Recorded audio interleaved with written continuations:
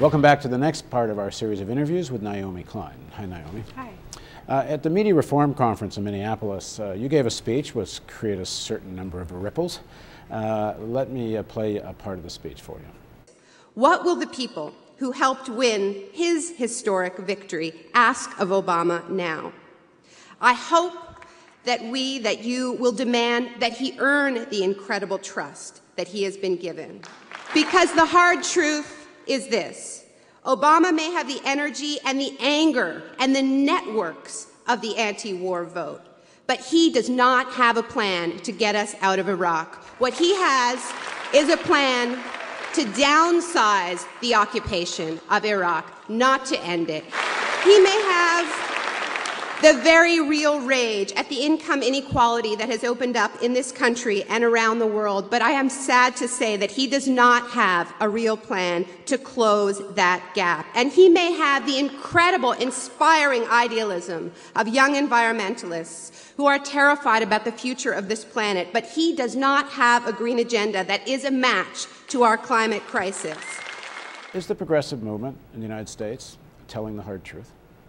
I don't think there is one progressive movement, but a huge amount of the progressive infrastructure in terms of policy institutes, think tanks, magazines, blogs, it is pretty much part of the Obama machine, and is sort of suspending a fair bit of their critical thinking. They're kind of in war mode. They're in crisis mode, and it's, you know, it's we have to keep McCain out, and if we have to sacrifice some of our honesty and integrity to do that, then so be it. We'll deal with it after the vote. So the argument they give is McCain would be a dangerous presidency, a continuation of Bush, perhaps even more dangerous. Mm-hmm. He's surrounded himself with people like James Woolsey and Randy Schuneman, who are the hardcore of the neocon right. So first step is beat McCain, and then you can start your critique. Look, it's a persuasive argument. Whether or not McCain is crazier than Bush, just strictly from the climate perspective, we have an emergency. We have a real crisis. So just continuing with more of the same isn't status quo. It's spiraling into climate chaos. I mean, we are at a turning point. There's a really important climate conference coming up in 2009 in Copenhagen. It matters. It does matter. How does the progressive movement deal with this caught in the bind? Those people who are critical, particularly say Obama's foreign policy statements, which are becoming indistinguishable from McCain's on many issues. Mm-hmm. At the same time, in a real battle, the polls are relatively tight. It could be another very close election. People are talking about even Nader's candidacy might start to matter in a couple of states. Mm-hmm. Or do the progressive shut up for a while, or try to make sure that people go into this with their eyes open? My concern is that you can't shut up for a little while. It doesn't really work that way. And look at the anti-war movement. Where is it? I mean, there are really important exceptions, like Iraq Veterans Against the War, or just decidedly independent, have such a clear position about immediate withdrawal. But then if you look at an organization like Move On, this is an organization that built its huge membership. It wasn't born out of the Iraq War, but it built its huge membership out of the opposition to the Iraq War, and really was a huge part of the anti-war movement. And now it is a huge part of the Obama machine. And they are telling people to vote Obama, and they're, sending people Obama bumper stickers. Well, Obama doesn't have a plan to end the war in Iraq, and Move On should be telling their members that. And instead you have this conflation, because if Move On is saying vote Obama, and Move On is the voice of the anti-war movement, or one of the key voices of the anti-war movement, then it creates a great deal of confusion. So I don't really blame Obama. You know, Obama is actually quite clear. He does not have an anti-war position, not in Afghanistan, not in Iraq. He wants to keep the green zone intact, which is what I was talking about at the Media Reform Conference. So I actually don't think this is about Obama bashing. It's really about the intellectual integrity and the political integrity of progressives in our organizations, because if Obama is elected, then that is the most crucial point to apply pressure to this administration. So how do you actually segue from being a cheerleader to being a grassroots pressure? That's a very hard trick. And that's what those who are Obama advocates in the progressive movement are saying. You build the independent movement later, you don't do anything to jeopardize the candidacy now.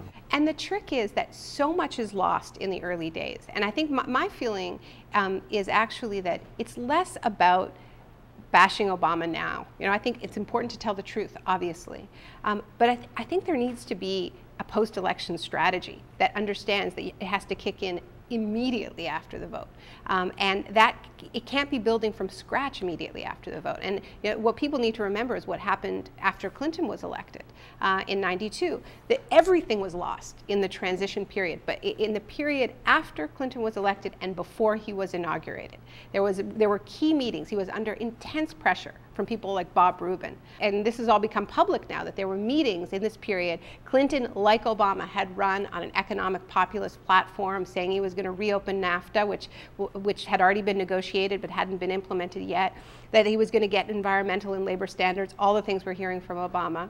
And there was a full court press from Wall Street as soon as he was elected, and they said, look, we've got an economic crisis. You can't do anything drastic. You actually need to impose austerity. You need to go in the opposite direction. You need to cut social programs. And Clinton was converted in this period. So the corporate funders of these campaigns know that they're going to be applying pressure. They're applying pressure now, and they're going to be applying pressure in that transition period. And there has to be a plan. Who advises the president, especially the new president? Who's going to be the transition team? Who's going to be the new administration? Is in that critical period you're talking about, but it's also now, the kind of team he's building around himself. And you wrote a piece where you talked about one of his economic advisors, a guy by the name of Jason Furman. Mm-hmm. Can you talk a bit about him and maybe what that represents of what an Obama presidency might look like and why there may need to be some pressure applied during this period?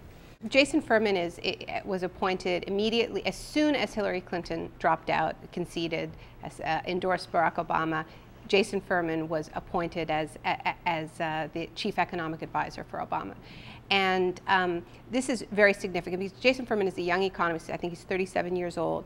And he's actually best known for his defenses of Walmart.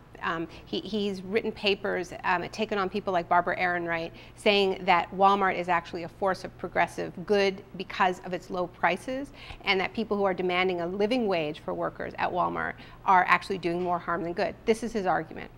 And in terms of this dynamic, I mean, without going into that debate itself, I think it's really striking because one of a major base of support for Obama is the SEIU, is the Service Employees International Union, which has been taking on Walmart and trying to organize Walmart workers and getting shut down and so on, and has very strong anti-Walmart campaigns. So you can really see when the more left-wing forces line up behind Obama in an uncritical way. You can just see how they're taken for granted. I mean, to appoint Jason Furman as your chief economic advisor is a complete slap in the face to Andy Stern.